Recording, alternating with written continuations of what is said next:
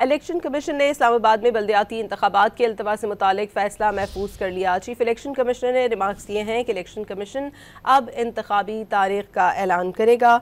Chief election commissioner ने कहा है कि 3 सूबों में इलेक्शन हो चुके हैं, पंजाब में होने वाले हैं। इस्लामाबाद में मकामी हुकूमत का क़याम नहीं हुआ है।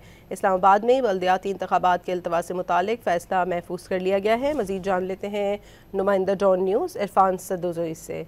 इरफान, अपडेट कीजिएगा। आज इस केस की समाअत chief election commissioner Sikandar Sultan Raja की सरबराही में 5 रुकनी बेंच ने की और एडिशनल सेक्रेटरी वजारत दाखिला नजर मोहम्मद बजदर और चीफ कमिश्नर इस्लामाबाद मोहम्मद अली रंधावा आज पेश हुए। तो इसमें समाअत के दौरान चीफ इलेक्शन कमिश्नर ने कहा कि अगर बात जो है वो चीफ अफसर तक पहुंच गई है तो फिर इस मामले को हल हो जाना चाहिए। दूसरी जानिब सेक्रेटरी दाखिला हाई कोर्ट में है और वो थोड़ी देर में आएंगे।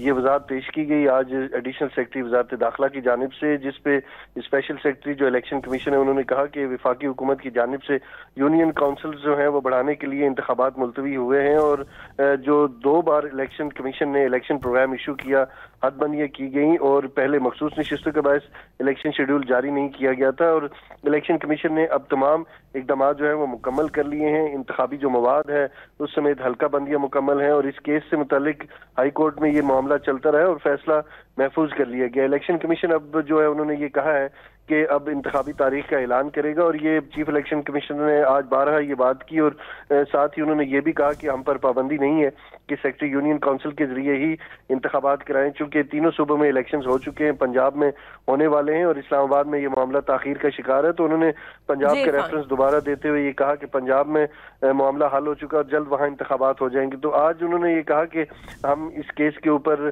फैसला जारी करेंगे और इलेक्शन कमीशन ने समाअत मुकम्मल होने पर इस पे फैसला महफूज कर लिया है। जी इरफान सदोज़ई, बहुत शुक्रिया।